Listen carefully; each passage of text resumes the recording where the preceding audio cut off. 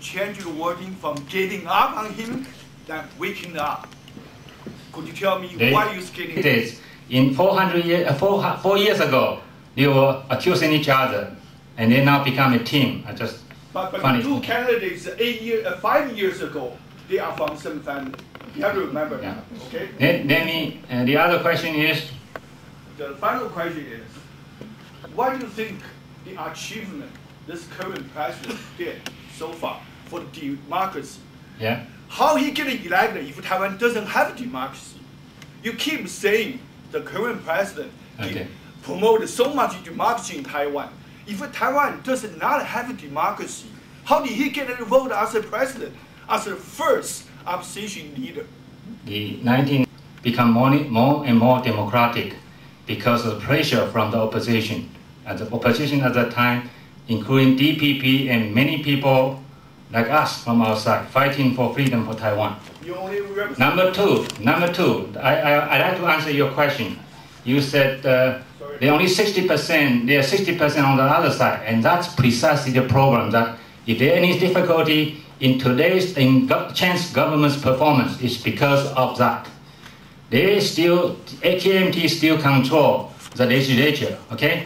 60% or more of the legislators are KMT. They boycott and they vote against many reforms. And Taiwan's constitution has been bastardized to the extent that there is no way you can govern because there is no veto. It's neither a presidential system nor a parliamentary system. The bill or any proposal from the president cannot, if voted against by the legislature, he has no recourse. Not like America. U.S. government president has the veto power, and then he can send the bill can be sent back to the Congress, and Congress has to have 2/3 of the vote to send it back as a congressional veto. Taiwan constitution has been changed by the KMT control legislature in the past to make it unworkable. I can be some kind of a new immigrants from from the Taiwanese communities, so I may provide maybe a different perspective. Although I have to regret that I may be too late to run away from the KMT rules, but as you can see, that may have been polluted by the so-called KMT educations. But my first question is addressed to Professor Chen. And we noticed that there is uneven support for the DPPs in Taiwan Island, on Taiwan Island. For example, in all kinds of elections, DPP has enjoyed a very comfortable lead on a certain part of Taiwan, but it is comparatively very weak in the central part and northern part of Taiwan. And this unevenness is not only reflected on the areas, it's also reflected on different generations. For example, the younger generation and the 20s and the older generations, older than 60s, are more supportive of the DPP. But the mainstream populations, the sector that between the 30s and the 50s, are more supportive of the so-called PAM group camp. Can you explain this? How come all this kind of unevenness happened? Can you explain this? And also, some people criticize that DPP is very good at campaigning, but not so good at governance.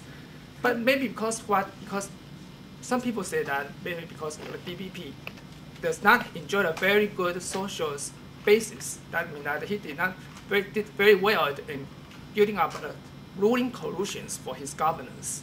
For example, in the past, the KMT has been very successful in building very effective ruling coalitions, including businessmen and local factions. But after the democratizations, this coalition is also collapsing too. But my question is that if the DPP win this election again, on what basis, on what social basis is the DPP going to build an effective ruling coalition so that people won't criticize again that the DPP is only good at campaigning but not good at governance? My second question will address to a friend from the PAN's group. PAN group always insisted that he can better manage the so-called cross-strait relations better than DPP because they say DPP is a troublemaker. But my question is, on what basis the PAN group can claim that he can better manages the cross-strait relations. For example, the chairman Lian once said that one of his options is that he would like to put aside temporarily the dispute of sovereignties, so that both sides of the Taiwan Strait can sit down and talk. But my question is, how can you put aside a country's sovereignties? How can you solve the problem without touching the sensitive issue of sovereignties? My question is this. And my third question would I address to Professor Henderson, because this question I would like to address to another party which is not present here, that is the party across the strait. My question is that is there any possibility that China, sorry, I still use the word China, will be satisfied with this current option? That is that in this particular issues of the referendums, Chinese has changed its past tactics by applying pressures on the United States to try to move Taiwan to a certain acceptable behaviors. That is that he has stopped using coercive or harassing measures to directly put pressures on Taiwanese people. But that put it in a very awkward position, because he finds that he cannot control the political agenda on the island, and he has to mediate his positions through the United States. But according to my observation, this strategy is not very effective, because even though the U.S. has succeeded in watering down the referendum questions that the President Chen posed to the public, but the United States did not force the President Chen to give up the referendums. So if this strategy is proved to be very ineffective, will China change its strategies in the near futures? Thank you. One very important thing, because I work in the area, you talk about the statistics showing that older generations support DPP, 35 to 50s support the KMTs. I think it's a myth because of the inaccuracy and unreliability of survey in Taiwan. I happen to be the auditor of the Statistics Canada, the best in the country, in the world. I know how this survey is conducted. In Taiwan, 30% of the respondents refused to answer, refused to participate. A further 30% will say no opinion as answer. Okay, this is typical survey. And so there's no question about this age in the survey, because they want to save money. Number two, you know what is the most difficult one to survey? The people with cellular phones. You don't have phone number listed anywhere. I would say the most younger generation in Taiwan support Chen Shui-bian, but it's only a guess, okay? The other thing you talk about, the government's inability to govern. I told you, some of the things is because of the constitutional weakness and the KMT controlled legislature. Although DPP is the biggest party in legislature today, it still doesn't have the majority. So it makes it more difficult, okay, to think. I just remember this question. I think I turn the thing to Professor Zhuai. To answer your question, I think that the cross-strait relations has a long time been a question, unresolved. I don't think you can resolve it, by 10 or even 20 years. All right. Even Deng Xiaoping, before he died, he wants to get on the unification before his death. Right? He wants to get on right on the point, but he couldn't do it. Now I think that what happened is with Lian Zhan. I'm not answering on behalf of the blue stance, because I'm not, okay. But I understand Lian in person, okay. Like I know him personally. I know him. He is a guy. He doesn't want to promote independence for sure, And he is talking about one China. And you have the Taiwan, the Republic of China is already, a sovereignty we're talking about, okay? You talk about sovereignty, Taiwan is there. You don't need independent, to deal with, the cross-strait relationship. With this concept, you have the constitution, you have the sovereignty, you have the one China policy, but self-expressed, okay? Then we can talk about the problem. The problem can be lasting for so many, many years. But with Chen, I'm afraid, when, like, the China man is really mean business, okay? Like, I know the history. I'm a professor. This lady didn't, really have very short introduction on me.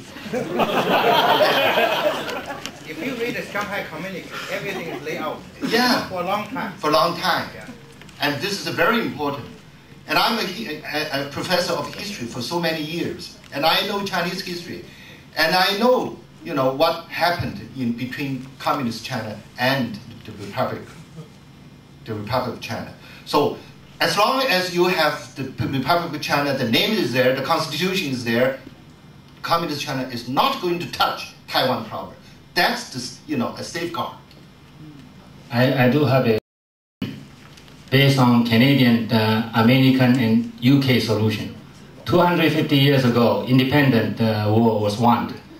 Many people who do not want to be part of the independent American state went back to England. Some of the royalists came to Canada. Look at what happened today. The US, the United Kingdom, and Canada are the best ally in the international arena. Why don't we let the history run its own course? And Taiwan and China may be one day brotherly state. Okay. I agree with you that there's evidence to suggest that it's very dangerous to try to use American influence on Taiwan in a presidential election year in both countries, especially given the consistent ambiguity of American policy on Taiwan. I agree with you on that, and it makes me wonder also about the PRC government's ability to manage democratic politics at all. I mean, you see how they're handling things in Hong Kong these days. They're not willing to play the democratic game in any way. So I don't know why they would in Taiwan either. But what they do seem to think they can effectively do, and I think there's some grounds to say that they can, is build a class of red capitalists in Taiwan that will be friendly to them over the longer term. And they've done that in Hong Kong, and I don't see why that wouldn't be the primary long-term strategy in Taiwan. I have a speaker's list. Professor Chung, I heard you the comparison of the two regimes, Kuomintang and the DPP, DDP, that kind of economic performance. I heard you that kind of comparison. Is you just choose the, I don't know. If you want to compare, you got to base on the current, current status, such as recently until now. You don't compare 2001 and 2002, and compare to 1978 or 1979 or something like that. You will compare based on the current, from the DPP until now. You will based on my on my knowledge, I know now the performance of the Taiwanese economy now is very good. Now it become the #1 in the 4 dragon before. That's the #1. I want to correct this one. And the second one, you say that the President Bush asked when the premium one. Yeah, he visited President Bush. The Bush asked China couldn't use the force to change the status. You didn't mention that. I just want to edit that. And another one is okay. Now the Taiwanese economy already 25 or 24% depend on China. So if based on the safety of the Taiwan's future economy, we got to reconsider. Because if you from the investment point of view, if you just put 124% in one investment, that's a very risk. Yeah. So we got to consider that kind of a factor. If okay, China, that kind of political uncertainty, you don't know.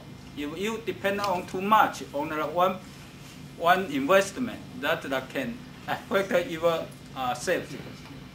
Okay. Thank you. Yeah. The previous years or whatever, and in the beginning I mentioned this is only my personal opinion, okay? And I choose the examples, research examples, simply because I want to mention this, because this is we're talking about the Asian economic force, in particular on that kind of, that many years of difficulty. Still, I expect DPP should do much, much better. Okay, so regarding Premier 1, why I didn't mention Premier 1 to, I think again, it's a personal opinion. I don't think Premier 1 makes, regarding the Taiwan presidential election, I don't think that he plays that much of power. Okay, I think that Bush and the White House, they definitely, pushed quite a lot of, pressure on Chen. And I'd like to ask my colleague, my friend, Dr. Lee, do you have any comment on what, what this gentleman asked? How can you prove it? How can you prove that the Kuomintang would do better? No. No. I said that now the economy of the Taiwan, you got to compare the currently. You couldn't say compare 2 years, right? Because now is the election year. The voter just want to know the current situation, not the 2 years ago. Okay? Economy is not going to change in one day. There's a momentum. Okay, all my 1996, 1997, 1998. Yes, 1997. So he has lost credibility with the Chinese government. Number two, I don't think Mr. Chen wanted to talk to the Chinese government because he has a hidden agenda. He wanted Taiwan independence. When he stood on the platform and said, "Long live the Republic of China, 中华民国万岁." Do you think he really meant it? In his heart, he meant the Republic of Taiwan. Play games with the voters. I feel sorry for him. He is like in the circus, walking on a piece of cable. When this side of the people is yelling, he would lean towards the other side a little. If this side voiced the objection, he would lean to the other side. Now, eventually, he will fall down. But 2 weeks from now, he's falling.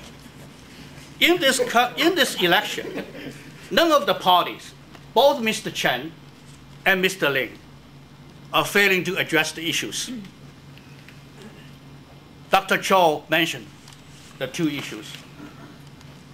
I'm adding a couple more issues to it. Number 1 is the sincerity and the credibility. Who is more believable?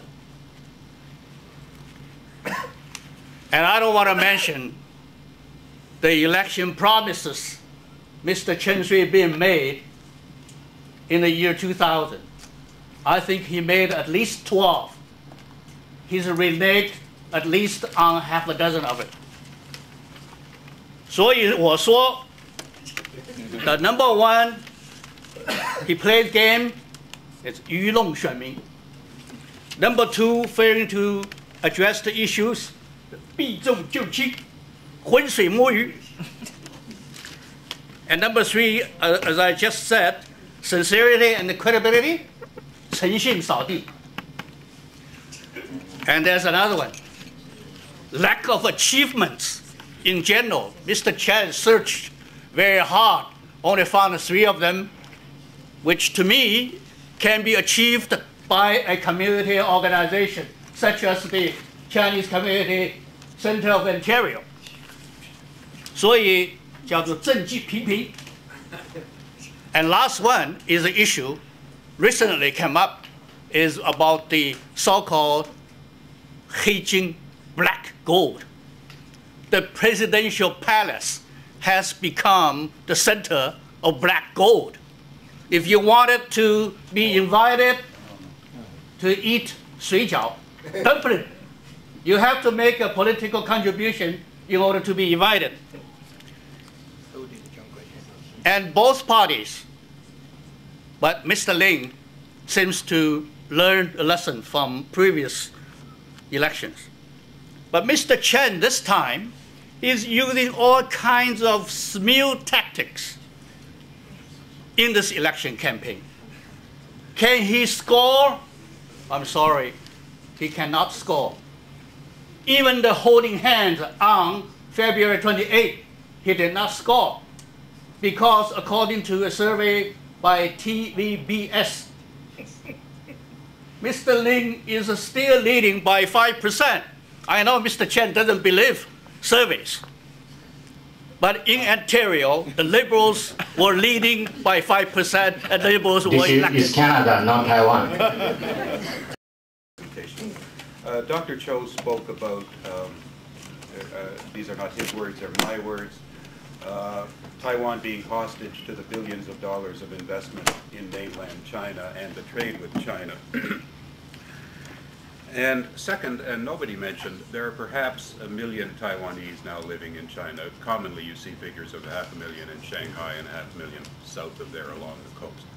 I understand from remarks you made that they don't vote in the Taiwanese election, but I wonder how many of them will be going back to vote. Which party would they be likely to vote for?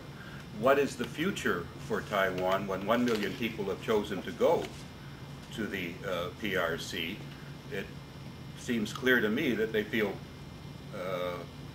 there's no loss, or not a great loss in personal freedom if they've chosen to go across. Presumably there are economic reasons finding jobs there. But what impact will they have on the long-term future of Taiwan and China? Dr. Chen talked about Canada and England and the United States being great friends now. You know, another alternative might be, and the parallels are inexact, but think of Hawaii and the United States, or Puerto Rico and the United States. I don't know, I'm not an expert and I'm not pushing these ideas.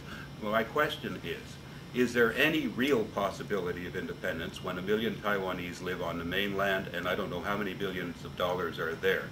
It seems to me the threat of independence is so costly to Taiwan that it just won't happen. I don't know what the forces will be and how that will work it out, but it seems to me that's the likely outcome. When you elect your own president, you have your own government, your own currency, your army is independent and sovereign country. And I agree with you, there are people who live in mainland at this moment and they have tremendous investment over there. But it's just like Canadian living in the States. They have to take their own risk. And they are there, seem to enjoy some kind of protection because Taiwan is an independent country. If Taiwan is part of China, look what will happen to those Taiwanese in China would be very, very different. Just look at Hong Kong, okay?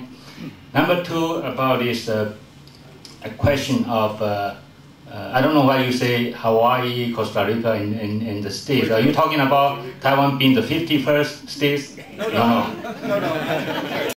Remain, what they say, the Commonwealth, Puerto Rico has chosen not to become part of the United States. And when I was talking about Taiwanese independence, I was talking about a formal declaration of independence. I do understand that Taiwan is independent now, but why? The only Everywhere in the world, there's only one China, and I agree with one China policy as long as it's one China, one Taiwan. And you talk about the communique. Shanghai communique is the second one. The first one is Canada-China communique in 1970 on the claim of China's claim of Taiwan as its territory. Canada say we take note, okay? And in the states followed suit 9 years later by using the term acknowledge. So at that time, we were told by the Canadian government, whenever we write to our family, we can never say Republic of China, we have to say Taiwan. We were told everything imported from Taiwan has to be marked made in Taiwan. And that's why MIT is very important these days, okay? So the policy of one China back then was one Taiwan, one China. But because of the insistence of Chiang dynasty, the KMT regime, that forced to say that the China is only one China, which will include China and Taiwan. And if we insist ROC would be an independent country, then there will be a civil war between China and Taiwan. And I don't want to see that. I think that's why I said Taiwan-China solution can be found here in North America, US, Canada, and UK, 250 years ago. That's my point. Just like Canada and the United States, at this stage, that's what, for your information, quite a large group will return to Taiwan to vote. And also, I understand they vote, not this time, for Chen, okay, for Chen Shui-bian. I think that they vote, for KMT simply because they see more future with the new government, because they don't want to see the achievement they built, between Taiwan and China, the business oriented, I'm talking about the business they built. And they don't want to ruin this kind of, chances. This is my research only, okay? Now, if this gentleman doesn't agree with me, whenever you go to this kind of questions, you have to go to the statistics. Even I quote you at this moment, a large group of Taiwanese in mainland China will return to Taiwan to vote, and their vote is focusing on given to Nian. And I have papers, I have statistics, okay? So to answer your question, yes, they love Taiwan. Everybody in the room loves Taiwan. And they want to vote, no problem. $2,000 is nothing, regarding, if you want to vote, cast your vote, $2,000 is nothing to answer your question. Susan Henders, perhaps, to comment on this, because as I'm listening to these two wonderful presentations, both of which I appreciated very much, I was struck by how each presenter, even though officially each one is not a member of the party they're speaking for, which itself says something about Taiwan's democracy, but that each speaker's presentation in a way reflected two very different visions of democracy and of politics in Taiwan. So Mr. Chen's was focused on the issue of love of Taiwan, the past history of corruption and of oppression, and the new vision for Taiwan, which is brought by Mr. Chen, and hope for the future, and the 228 Kanqiu was something, in a way you could say, well, it didn't mean anything, because what does it say? It just says we all love Taiwan. But when you get 10% of the population of a country standing in line holding hands saying we love Taiwan, that's a very powerful emotional statement, which obviously has a political impact. So that despite the people's comments on the reliability of polls in Taiwan, all polls have shown that since the 228, the DPP camp has come up about 2 to 3%. So whether they were already leading and are even further ahead, or whether they were behind and now have closed the gap, there has been a trend which shows the power of emotion in politics, the love of Taiwan. Or Mr. Zhuo's presentation was also a reflection of politics in Taiwan, because many people say, politics is a practical thing. What about efficient government? What about the economy? And we can't, we shouldn't play games with China, because China is a pretty big player, and if they sit on us, we might get squashed. So it's a very practical, but also a very democratic vision, which is important in Taiwan. And I wonder if this two types of vision, democracy, is something which Taiwan is one of the few places where you can still see. It certainly doesn't happen in the United States anymore. They got rid of Dean as soon as they could, you know, the Democrats, and it doesn't happen in Canada. But the other thing that struck me, despite the fact that, you know, in an election the differences are emphasized, in answering questions, I heard Mr. Chan saying something of Lian Zhan that said, well, you know, this is a question of history, you know, this can be resolved over time, that you don't have to declare independence, this is a historical thing that could resolve in history.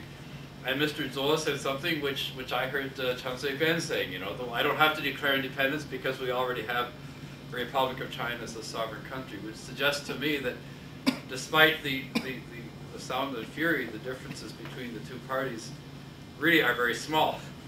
And I wondered if Susan Henders would comment on that. As well as the other two, but I would like to hear from Susan because she has such a good perspective. Marketization of politics and the role of political business in political campaigns was trying to highlight that. Actually, I think in two ways. One is relating back to the question my colleague Michael Copeland asked about these people who now, Taiwan citizens who now live in mainland China, work there, what their role is in Taiwan politics these days in this kind of election. And perhaps the question isn't whether they'll vote, because some of them will, but although there's limited, I guess, playing capacity to get everybody back to vote, so not everybody will, for that reason and other reasons. But where their influence and money will go, I think that's the key question, not how many of them will vote in this election. And the role of money in Taiwan elections matters an awful lot and carries a lot of weight, not only in terms of who wins elections, but who carries influence with who wins the election. So that I think that for whomever wins the election, getting back to Michael's point, whatever side wins is going to have to pay an awful lot of attention to business and where the money is. And the structural predicament that the Taiwan economy finds itself in, which I don't think can be entirely blamed on any government's policies, but is a consequence of the opening up of the Chinese economy and its ability to suck in investment and suck in trade like in no other economy on the face of the earth at the moment. And that is not a consequence of who wins the Taiwan election, but whoever wins it has to face that and will be constrained by it in terms of its fiscal resources and its options in continuing to try to juggle the China question. For your comments. The first question is, with the speculation from KMT and the ally PFP suggesting that the KO could rise if they are mistaken in referendum voting procedure. It also reminds us that there is a riot occurred in front of KMT headquarters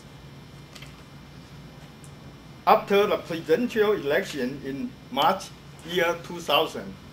Do you believe the KMT and PFP supporters will peacefully accept the outcome of this coming election? This is the first question. And second question, both KMT chairman Lian Zhan and PFP chairman James Song held various senior positions in the martial law era under KMT regime during the prior to the mid-1990s. Both Lian and Song do not have clear political vision for Taiwan's future development and the personal integrity problem. How can you convince the people to vote for them. My name is Willie Cheng. You just mentioned earlier that when Chen Shui-bian became the president in 2000,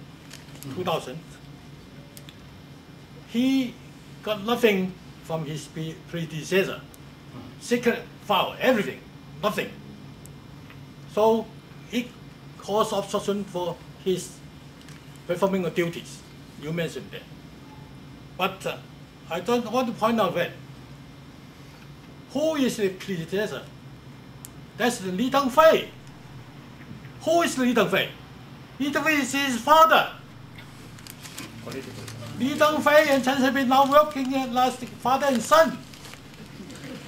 And how can he blame his father not handing over all those secret documents to him while he is the president? He was the president.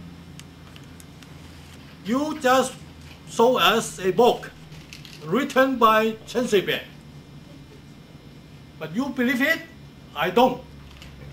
Because Chen Shui-bian always blames on somebody else for his inability to govern the government. So don't believe that book. Me too. I'm going to answer for that gentleman. He asked what the President Li Chen Shui-bian do, what thing good for Taiwan. As I know, my friend, if they are under KMT, their parents all have a pension. They come this country, take a pension from home. If you are not a KMT, all other party, we never got pension. My parents who lived for 80 years never got pension. Until last couple of years, start to get some allowance from the government. My mother very poor. I come here, I got send money home. But now I heard, I can proud of my president. Now she start get some allowance from home. But I know all my friends, I'm not against nobody, but I know whoever, they are the party of the KMT, they got pension allowance long ago. Cause 10 years or 20 years I come here with a lot of pension. I'm back home, a lot of people, if you don't belong to that party, you don't get pension. I think it's addressed to me. I got some example like you have. No, you did say what they did I got good to the country. You did say what they did good to the country. I'm just talking about economic sides. And my English is not that good. Sorry about. Thank you for a chance to let me speak up. Thank you. Questions together. I just explain to people who doesn't know what happened after the election in year 2000. Lin Zhan lost, and they blamed the loss to the then KMT chair, Li Denghui. So Li Denghui was ousted by then and his supporter. So you can see, although Li was the president, he was the chair of the KMT, he really doesn't have the total control of the party and the government. I'm not saying that Mr. Chen didn't get anything in terms of transition paper, but many important transition papers, particularly slush funds, national security things, they are nothing to be found, or only copies, and we don't know whether it's complete or not, was on the file, okay? So yes, Li has been ousted by the KMT, and he's now the supporter of Mr. Chen. And that tells you how the KMT party works. But it also tells you that really whatever Chen can get in terms of transitional help is very little. Thank you. Okay. You have three questions, am I right? Two questions. Yeah. The other question is martial law. You were talking about martial law. The first question is, do you believe the KMT supporter will be peacefully to accept the election outcome? Okay. The coming presidential election. In the House, because they have a riot In the ousting of Mr. Lee, there was a riot in Taipei. In a KMT head office. Okay. That's the first one. Second one, how to convince the people to vote for them and some because they have a bad record in their political view in the Taiwan future development and his personal own integrity, the problem. You know that's 做心票案还有逃税这些东西 ，how to convince the people to vote for him? Okay, 心票案 You talk about 心票案 talk about all this. You really have the wrong focus at this stage now. Okay, because Song and Nian came out as a team. Okay, really. Not only against Chen, but against Li Denghui. All right.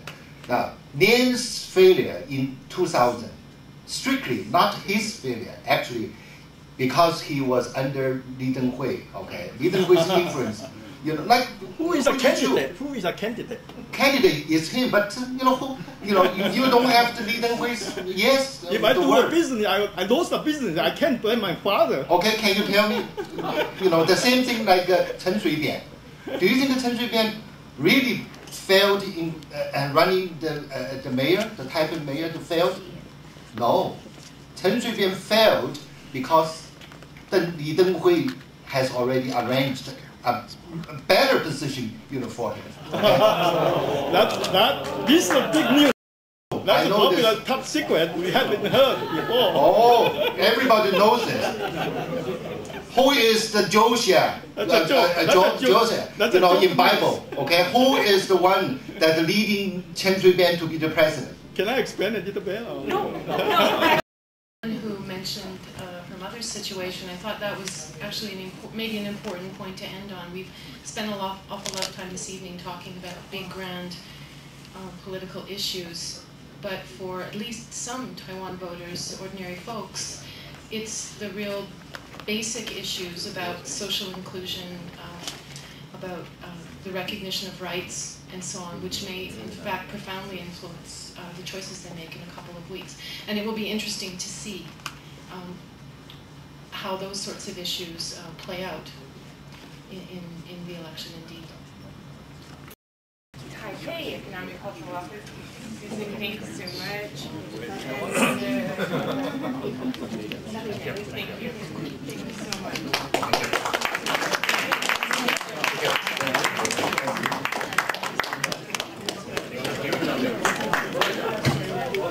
It probably is great that Taiwanese run factory. Sorry to read that.